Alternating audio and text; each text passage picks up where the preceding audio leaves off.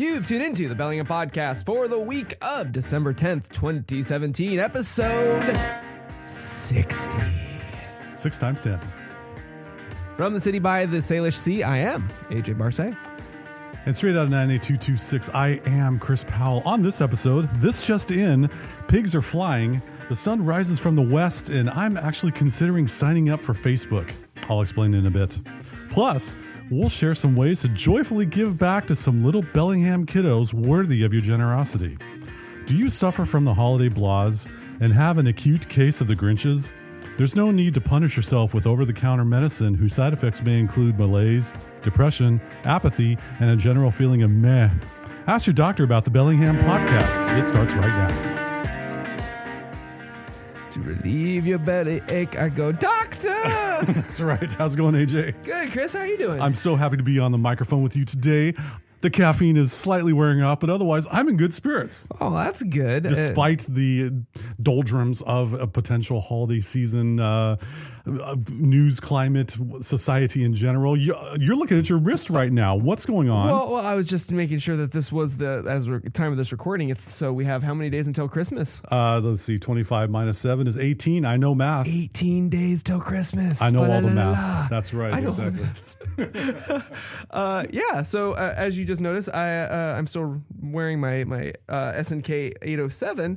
However, I have tricked it out. I alluded to this last show, but a very bespoke leather strap, I think, is what I said on the last episode. Yes, bespoke. I've been getting into leather making, and specifically in watches. It happens to be watch straps. I'm happy that you're able to do something. Yeah. So I've got a couple of prototypes I've been working on, and this whole project I've kind of dubbed the Kraken, because they're stamped with a leather stamp that looks like an octopus. Hashtag Cascadian octopus. We should be saving them. They are an endangered species. Hopefully somebody will get that joke. Anyway, no, I've got some made in America in a leather that I've sourced out of, I believe, Tennessee. I've been doing some different designs. So this is a 2-piece that I made for the SNK, so that you can see the beautiful open watch back, but put some very bright red stitching, kind of like a to vintage accent. Yeah.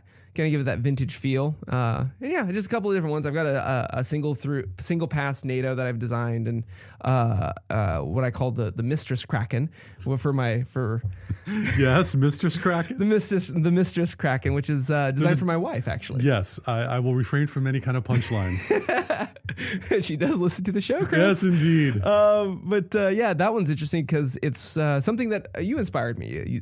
You said that it would be nice to have like a watch strap that is so tailored that there is only one hole that fits you like a glove. Yes. And that's what I ended up doing for her. I made a studded where it has just a single post and a hole, and it's cut for her watch, specifically her vintage Timex, for her wrist. So she loves it. Good on you for taking the last part of 2017 and becoming a maker. I'm a maker. All right, sounds good. So let's make some noise, Chris. What are we talking about?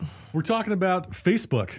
Yeah, so I never thought I'd say that. Bizarro Land called They Want Their Prints Back, Chris. Yeah. Please explain. All right, so here's the deal, folks. So as a technologist, I have a freelance business that I'm, as of 2011, for the past 6 years, I've been a freelance computer technologist. You can find out all about that on chrispowell.co. Yes. I've said to myself, my business name that I've been operating under for the past 6 years is kind of long as you're typing out an email address, and as you're, especially on mobile, to go to the actual business website. I'm thinking it's time to pivot. Huh. And pivot meaning more along a brand, a way to refer to my business. Yeah. And I'm not going to say the title of what I think it is because I don't want one of our listeners to grab it off of a .com. Domain registrar. That's right. But I was just thinking, I've had 6 years of business, which I've been very blessed to have a clientele. And I really haven't done much marketing. Okay. And I don't think a lot of people know what I'm capable of. Okay. As far as being a professional who can help de-stress your relationship with technology, who can walk with you through those difficult, arduous processes, such as buying a new computer or upgrading your phone or streamlining your data or cleaning up your data and getting things working so that you don't have a lot of annoyances. And so I had to think of the F word. Yeah, that would be Facebook. Yes. Why? And why? You are the unicorn of like 6 people that aren't on the big blue bar. I do say that often. I find that Facebook, as important as it is for people's social lives to be able to keep in touch with pictures of kiddos and pictures of family. Yeah, that's not what Facebook's for. Well, so there is a part of Facebook that will allow you to have a business page. Right.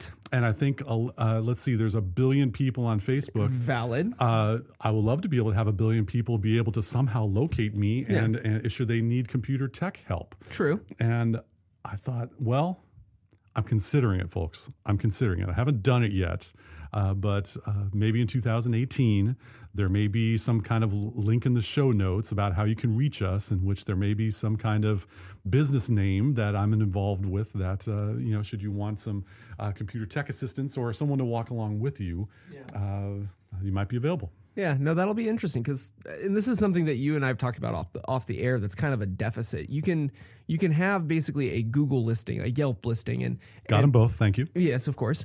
And what's interesting about Facebook is if you're a business, the only way you can have a business page is if you use a personal profile to start one. And that's kind of a downer because, like with Messenger, you can be on Facebook Messenger without having a Facebook account. The question I have is, who in Microsoft is going to have the personal account to be able to create the business account? Is that Mr. Gates, Mr. Ballmer? I don't think so. No, definitely not Ballmer. Yeah. But there is Satya Nadella, Yes. Nadella. But stay tuned, folks.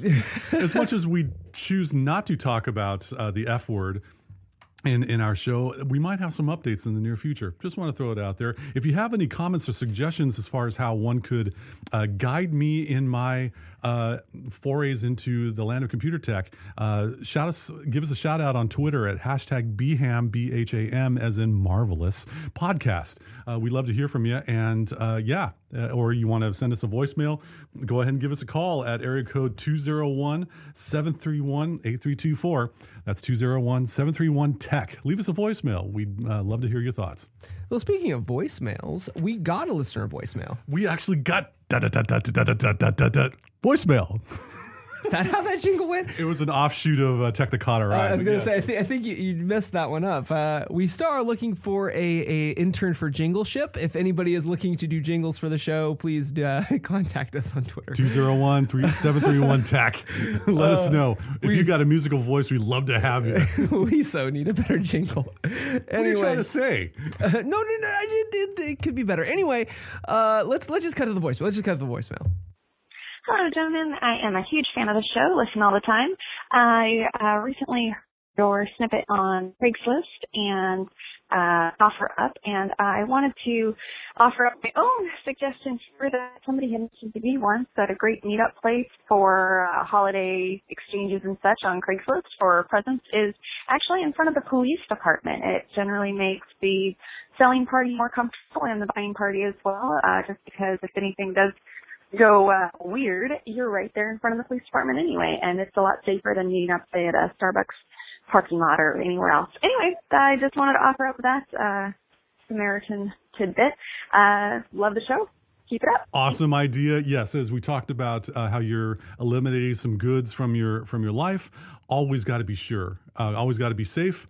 And the police station here in town, or whatever town you might be at, that's a pretty safe spot. Yeah, I mean, we all talk about we joke actually about Craigslist being like, hey, you want to buy a watch? Mm-hmm. And it's really sketchy. Like, just because you want to save a couple of shekels on some Ugg boots or whatever, you shouldn't have to meet in a back alley to some guy that's like, hey, you want some Ugg boots? Exactly. That could be a precarious situation. And yeah, totally. I mean, just who is going to do anything illegitimate in front of the popo? Well, you're within shouting distance. So thanks again, caller, and thanks again for referring to us as gentlemen. We do appreciate that.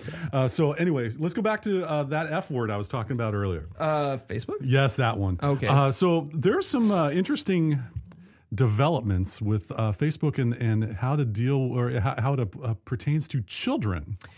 Yeah. So earlier this week, Facebook announced that if you have wee ones and they are under, because I believe the terms of service, you have to be over the age of 13 to be able to open up a Facebook account. However, the youths, Facebook has started to get more youths under 13 wanting to use their service. And so to abide by COPA, which I believe is, or I should have looked it up before the show, something protection agency. Please see our show notes for actually what COPA means. What COPA means. They enable the ability for parents to basically friend the parents of your wee ones' friends so that they can have access through your Facebook to have their own little messenger profile so that they can message back and forth. I don't know how I feel about this, Chris. Like, this is a bit, for me, it's a bit ridiculous. Like, there is, first of all, if you have like an 8-year, like, or 8, maybe I'm disconnected. Okay, admittedly, my wee one is, only, it's still measured in the months, so he does not have a phone, nor does he have, any connection or understanding what the internets are. Yet. But does an 8-year-old need to Facebook somebody? So I got two thoughts. I want to know which under 13-year-olds that they polled to which they said, yes, I want Facebook.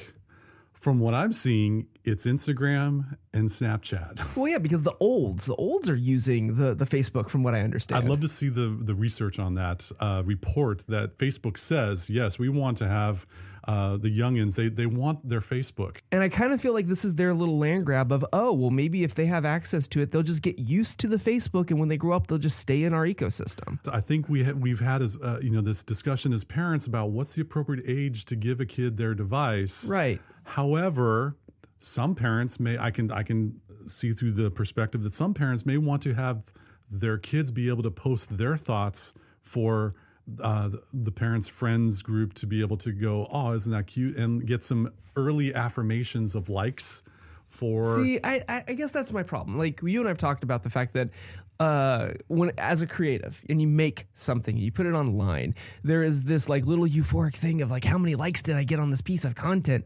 Like, I don't know. It is Pavlovian, or it is an addiction. You get a little bit of a hit of, ooh, I did something cool. I don't know. Like, I don't think I want children introduced to that at that age. I think it's a get 'em hooked young type of mentality. I just don't like it. Just a reminder, folks, the views expressed on the Bellingham podcast are not anyone else's but AJ Barsay's and Chris Powell's. Thank you very much. I would agree with you. I think I'm going to go with, putting all of my biases against Facebook aside. I think it's a way for them to try to commodify and to try to grab more information about emerging users or emerging people in this world to try to get data. It's got to stop sometime. Yeah. And it's going to reach a point where we're like, what the heck? I'm done. I've been reading articles about how people are taking social media hiatuses. Is that the correct hiatusi? Hiatusi? Sure. Hiatuses. Could be. But anyway, your mileage may vary. Choose your path wisely. Think about things. That's, I think, the main thing. Critical thinking. Yeah. It eludes us in society. Folks, as you have an opportunity to get your child a Facebook account, think about it. What could happen? Because I was thinking about it from a logistical standpoint. Like, if let's say my son hits elementary school, and I remember doing this in elementary school, he had a pen pal. Now, in today's day and age, you do not have to send it international postage. And I get that a lot of schools have email, and they're secured email and all this other jazz.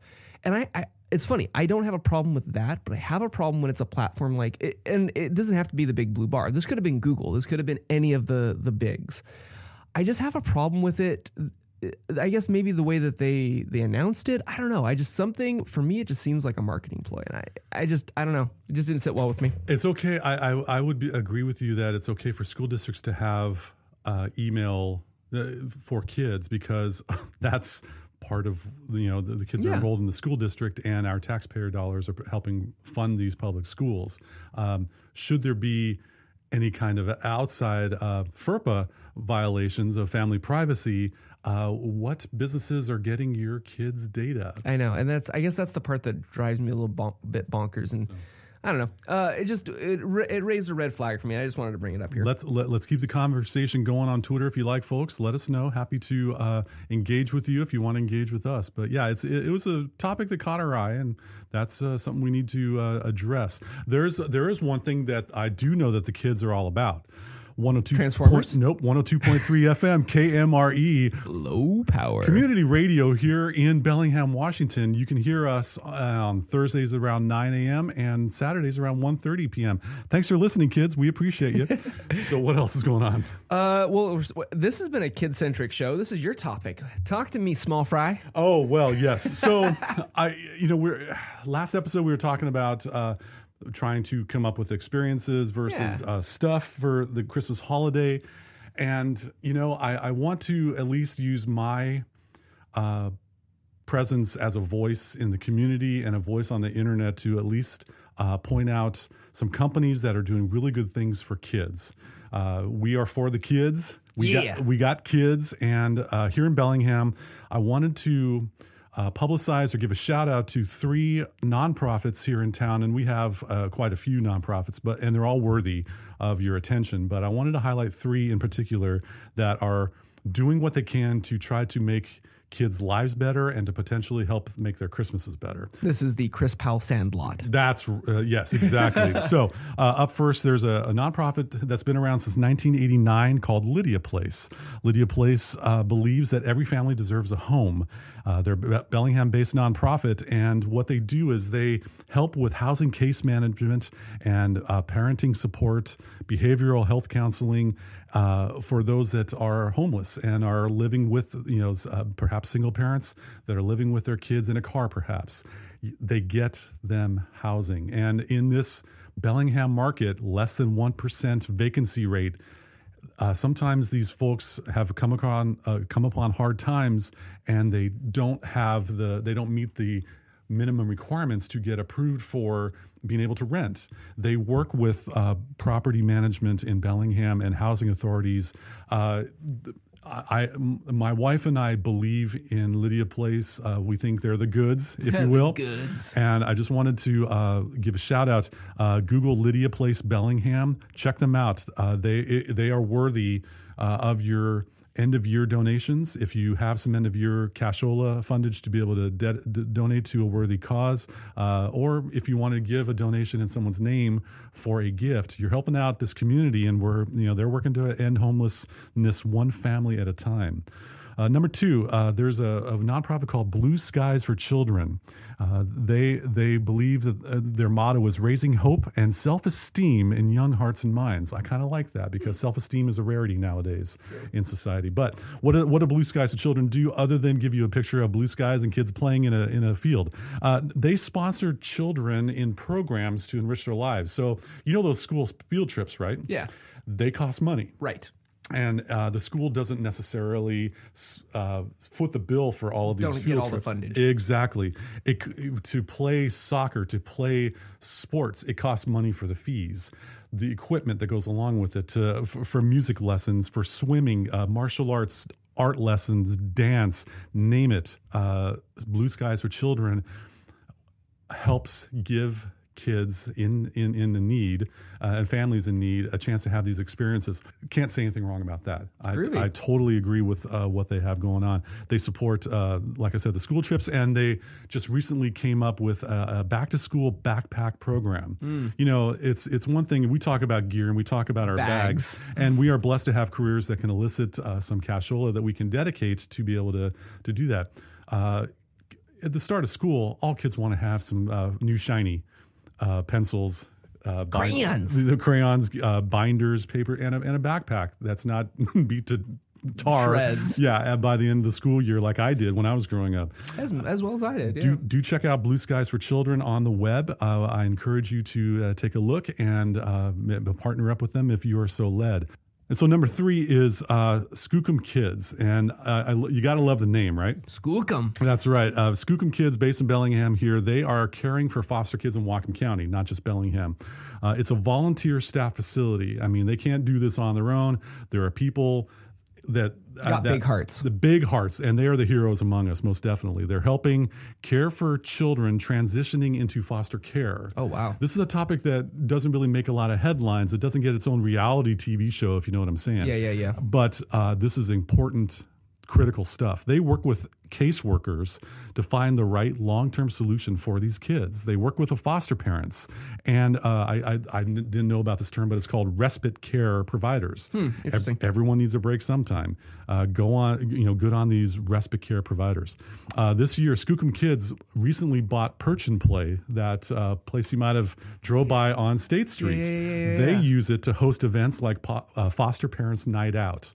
What a wonderful cause to be able to help out these amazing people that are opening their homes and opening their hearts and opening their lives to be able to help a youngster that needs a family.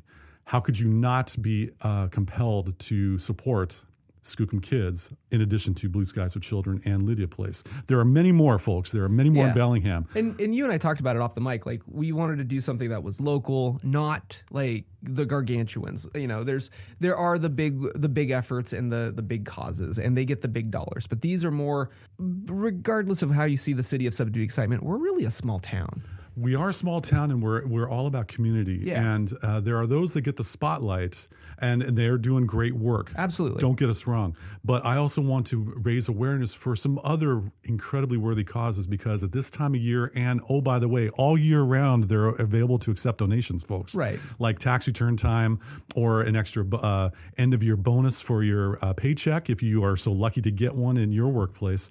You know, you pay it forward, you help out, and I think you might get a pretty good feeling inside that might counteract other areas that we're watching on the TV or on the internet that might not give us such a good feeling. Yeah. So anyway, that's my soapbox. Thank you very much for your attention with that. But that's I wanted to think about how can we improve kids' Christmases and lives in this upcoming season. I think you hit that out of the park, Smalls. Well, thank you very much. I don't want to be killing you, Smalls, but yeah, I'll take a crack at that one. Okay, well, I believe right now there's some tech that caught our eye. Dun, dun, dun, dun, dun, dun, dun. Tech that caught our eye. Yeah. So what's the tech that caught our eye, AJ? So I have two bits. One is Seiko, that wonderful place that we talk about in Japan. We're fans.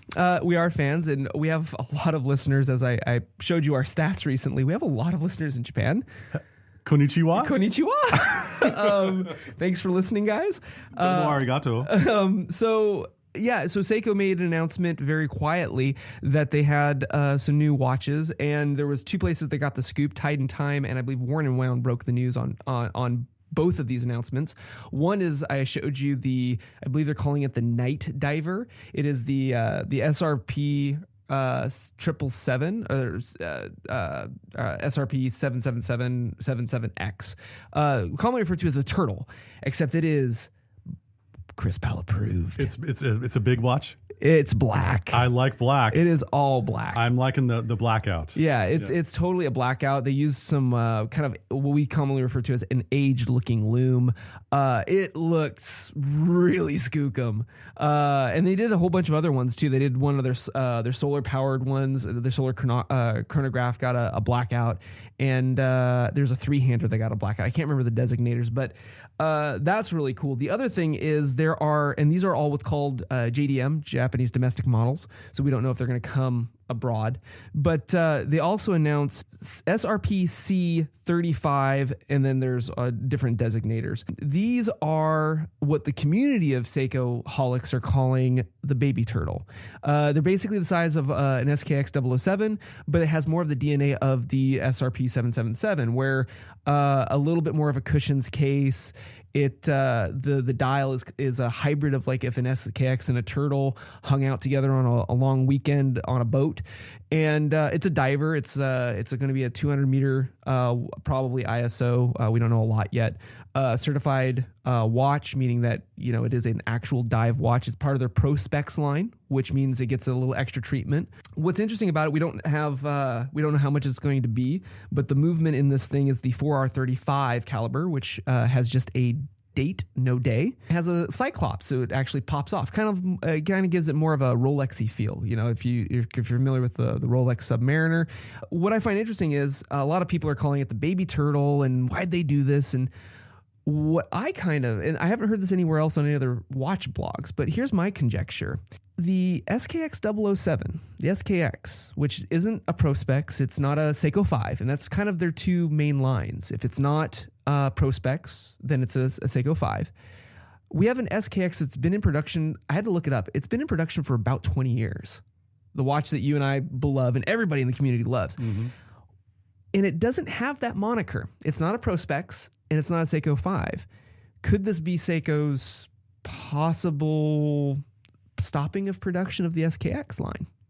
That's a very good question. Or could it be that they are continuing on some other feature that they can kind of fork or go off in another direction that would carry them into the 2020s? Yeah, well, and I think the telling thing for me here is the 4R35 caliber. You know, the 7S26 movement, which is what's in that, and also in my SNK807. You know, it's not hacking, it's not hand winding. The 4R35 is, you know, it's a more updated movement. I mean, it's I'm not trying to draw a bad technology analogy, but in watch terms, like the 7S, the movement in the SKX, it's kind of like saying you're running Windows 7. You know, it's a great operating system, rock solid and stable, but it doesn't have all the bells and whistles. You know what I'm saying? And I just found it interesting. If they do away with the SKX, if this replaces it, you know, they're beginning, arguably this would probably be a beginning diver's watch, has no day feature, which is something I like, but that's kind of reserved for the Seiko 5s. The Seiko 5s typically have day dates. I don't know. I just thought it was interesting. Seiko's been doing a lot. I kind of feel like Seiko's been doing a lot of pruning and like the Grand Seiko line got split off of Seiko. I think they might. I mean, it would be smart business sense. Other than the fact it would make a community kind of peeved because, you know, everybody wants and owns an SKX. Well, no one likes change, and and everyone likes things the way they've been. Right. And so here's a new technology. I mean, we can always talk about other areas of technology that people squawked at when it first occurred, and then all of a sudden it's commonplace. Yeah. So as we're on episode 60 right now, and as we're approaching 2018, we will continue to provide you some interesting bits and news about watches and everyday carry gear and technology and local Bellingham related matters. I got a couple things up my sleeve for you in 2018. I got a couple ideas up my sleeve, and we'll stay tuned because there could be some fun times in the future for the Bellingham podcast. In addition, we're going to talk about bags. Yeah, we're going to talk about whatever we feel like because we don't have any sponsorship. Well, this show is sponsored by you and me. It's sponsored by us, yes, and the work that we do for that. Anyway, but I look forward to the next 60 episodes. We've hit another mini milestone, AJ. Yeah, pretty good for only you wanted one show. Yeah, I know, exactly. And as with every mini milestone, I get to eat my words again. So thank you for the reminder of that every 10th episode. I'm sure welcome. On the 100th. I slowed down. Yeah, exactly. So anyway, stay tuned in 2018 for a whole lot of improvements and such. Yeah. So that wraps up for this edition of the Bellingham Podcast. Thank you again so much for listening to us, rating us, reviewing us on the Google Play, on the SoundCloud, on iTunes, or wherever the heck else you like to listen to us, including Chris's favorite. Tune in with a new logo. Yeah. Yes, Chris, with a new logo. Tune in radio. You can also find us on the air here locally in Bellingham, Washington on KMRE 102.3 FM. Low power community radio here in the heart of the city of subdued excitement. Happy holidays, everyone. I'm AJ Barsay. And Merry Christmas. I am Chris Powell. Thank you again once again for joining us on the Bellingham Podcast. Are there any other holidays? There's Hanukkah. What other ones are there? Kwanzaa. Boxing Day. Yeah. And New Year's Eve. Well, and then there's New Year's Eve. That's my favorite holiday. Really? Yeah. Party on. Yeah, party on, dude.